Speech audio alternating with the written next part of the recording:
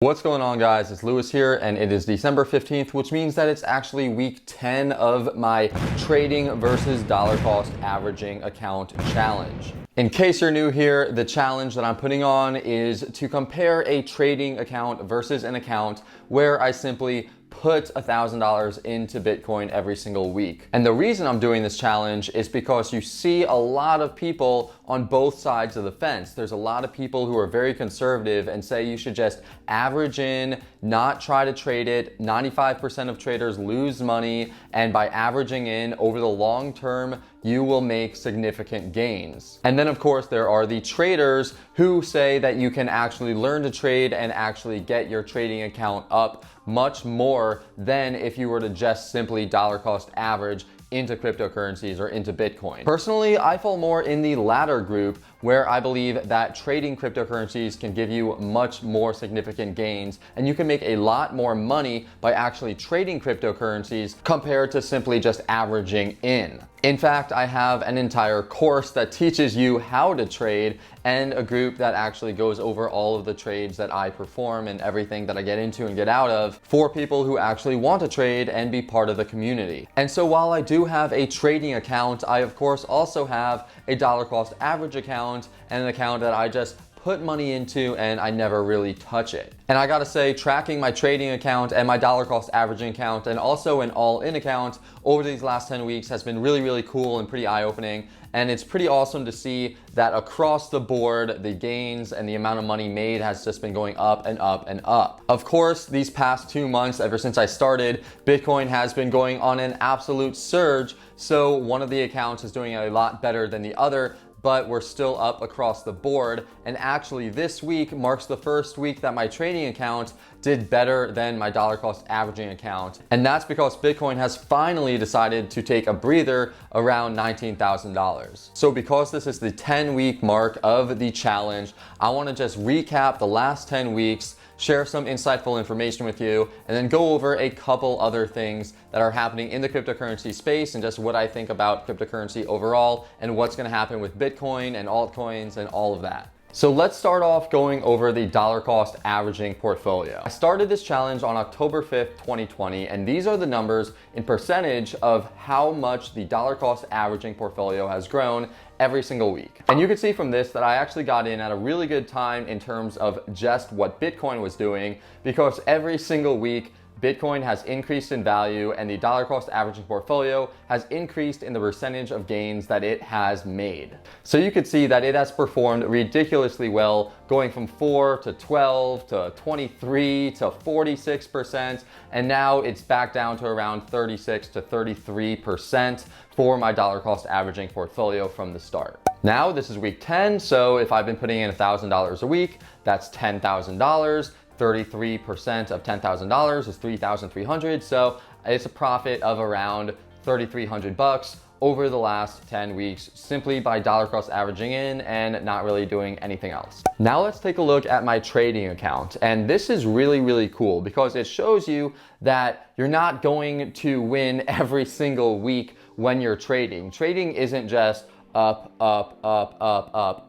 but it's really up, down, up, down, up, down, down, down, up, down, up, down, up, down, up, down. And it goes more like that. But as long as you know what you're doing and you follow proper risk management and proper risk to reward ratios and you actually make money, then you don't really have to worry about the downs versus the ups. You'll just be consistent with it, and over time, you'll be doing exactly what I've been doing, which has been growing my account over a steady period of time.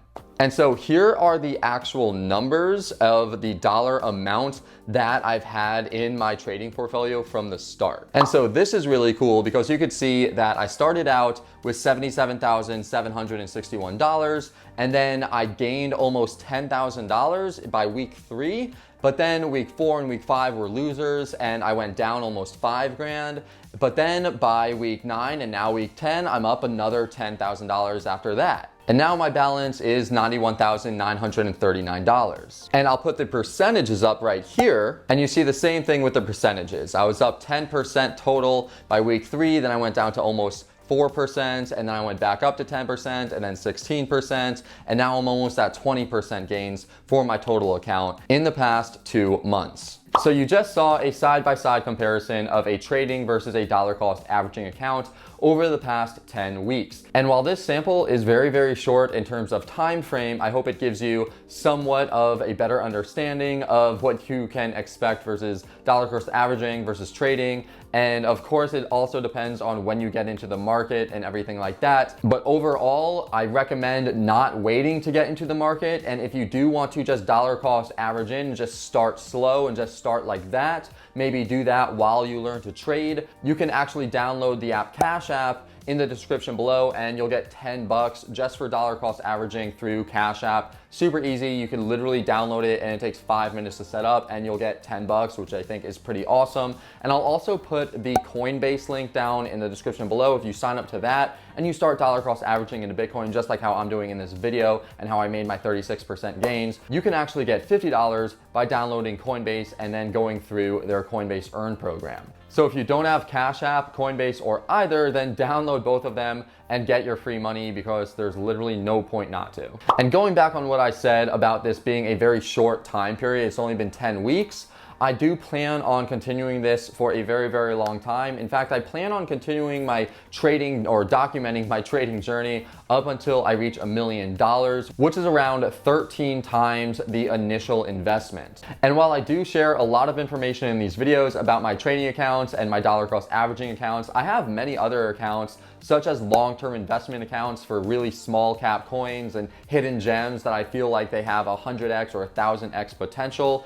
And I also trade using something called Uniswap, which is not counted in my actual trading portfolio because I track it using other methods. And both of those long-term investment accounts and my Uniswap accounts are also doing really, really well. So if you want more information about Uniswap or about my long-term investments, my hidden gems, then just let me know in the comments below and I'll make a video about that. So now that you saw my trading versus dollar cost averaging account, let's go into some really, really big news that's happening in the cryptocurrency space right now, because things are going crazy and it is setting up to be a huge 2021 for Bitcoin and cryptocurrencies. So number one, of course, is the MicroStrategy completing its $650 million offering of 0.75% convertible senior notes, which are due in 2025. This company, MicroStrategy, whose founder is Michael Saylor, they just completed $650 million.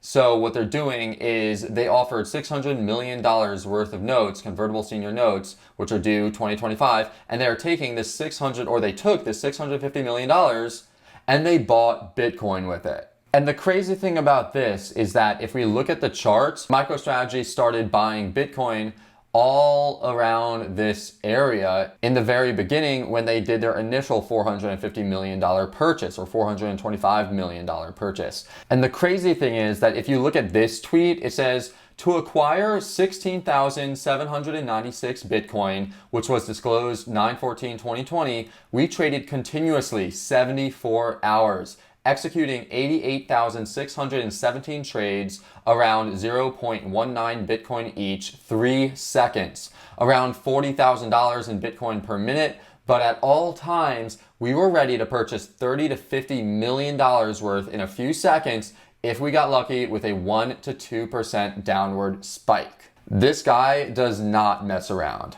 And he certainly isn't going to be selling his Bitcoin anytime soon. So going back to my chart, you can see that I believe that Bitcoin will be coming down. However, there is a possibility because of people like Michael Saylor and corporations like MicroStrategy buying and buying and buying and buying that we might not actually get this dip that I really hope that we get. However, I am pretty confident that we will at least get to the 38.2 of this run up right here, which would be around 16,100. And if we get there, I'm going to be putting a lot of money into Bitcoin. If we get down to this level around 14,300, I'm going to be putting a lot of money into there as well. But of course, with MicroStrategy and other companies such as Mass Mutual getting in the game and a lot more, it's looking like Bitcoin is really preparing for something big. In fact, just look at this. MassMutual's Bitcoin buy may presage $600 billion institutional flood.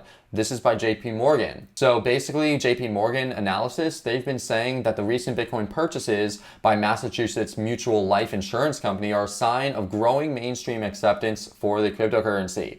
MassMutual's Bitcoin purchases represent another milestone in the Bitcoin adoption by institutional investors.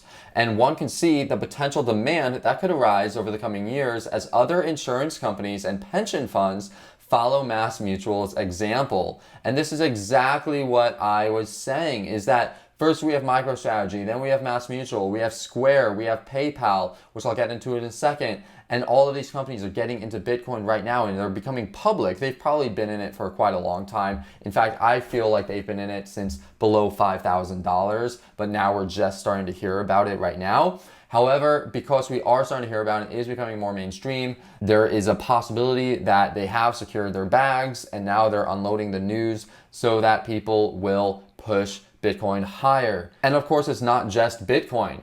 This article right here, former JP Morgan executive joins Ripple's board. CEO Brad Garlinghouse said O'Connor's experience would help Ripple build a more inclusive financial system. So basically, Sandy O'Connor, which was the former chief regulatory affairs officer at banking giant JP Morgan Chase, is joining Ripple's board of directors. And not only that, but this says that she has been a Systemic Resolution Advisory Committee member for the Federal Deposit Insurance Corporation, or FDIC, since July, which is huge. So we have these huge institutional investors going into Bitcoin. We have these huge names, JP Morgan execs and people working for the FDIC going into Ripple. And of course, we have PayPal. PayPal brings crypto to the masses. So PayPal, of course, has announced that users will be able to buy, sell, and hold 4 cryptocurrencies: Bitcoin, Ethereum, Bitcoin Cash, and Litecoin via PayPal.com.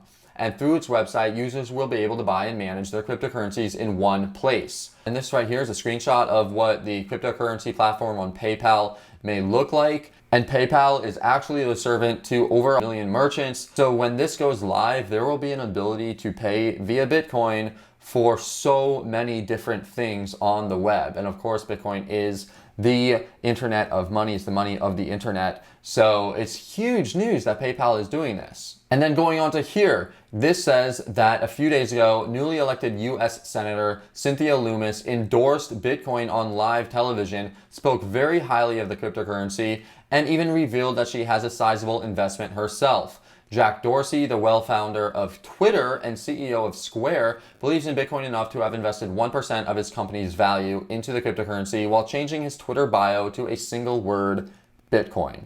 And just like this says, the question I hear most often these days is that if senators and tech billionaires are talking about it, should I still get into cryptocurrency or all the big gains gone? And it says you are not too late. Bitcoin's entire market capitalization still only stands at around 300 billion, and that number might seem high compared to gold, which has been the de facto anti-inflationary store of value of the economy, but it really isn't. In fact, gold's market cap is around $8 trillion. And even JP Morgan has confirmed that Bitcoin has considerable upside when compared to gold. So no, you are not too late if you are not invested in cryptocurrencies yet. This article, though, does make a very good point, and it says that if you want to get into crypto's next big thing before it goes mainstream, then you can get into something called decentralized finance. And that's where I've been actually putting a lot of my money into lately, and it's been doing really, really well. But like I said, it's going to take an entire video to explain decentralized finance and where to put your money in terms of that. So if you want to see a video on decentralized finance and where to put your money and how to get really good gains using DeFi, then just leave a comment below and I'll make a video about that. But like this article says, this is something that he recommends because it has not made a lot of noise in the general public, but it is considered by many in the crypto sphere as the biggest thing since Bitcoin itself. So highly, highly recommend looking into decentralized finance. And now, of course, we have come to the #1 article of the day, which is that Pornhub now only accepts Bitcoin and cryptocurrency for its premium membership. After Visa and MasterCard stopped supporting Pornhub, the adult site is accepting cryptocurrency as the only payment option for its premium services. If you don't have anything better to do during the holidays and you've thought about wandering around the beautiful grounds of porn sites, you might want to become a Bitcoiner. Recently, Visa and MasterCard, the two leading credit card companies in the world, revoked support for payment to Pornhub after an investigation by the New York Times revealed that the website was being used as a kind of underground repository for videos of non-consensual violent sex and even child pornography. So once Visa and MasterCard pulled out of Pornhub, Pornhub decided to get cryptocurrencies as the option of choice. And now you could pay for your porn membership with any of these cryptocurrencies. And so that's gonna do it for this video, guys. Tell me what you think. Do you think that my trading account is going to outperform my dollar cost averaging account? Do you think that Bitcoin is going to go down, or do you think that it's gonna go up and just break through that $20,000 all-time high resistance? Let me know what you think in the comments below, and of course, smash that like button if you haven't done so already. It really helps. And if you want to know more about trading and investing, check out the links below and all of the other videos, including the beginners playlist. I'll see you in the next video, and remember, stay profitable and stack those sats.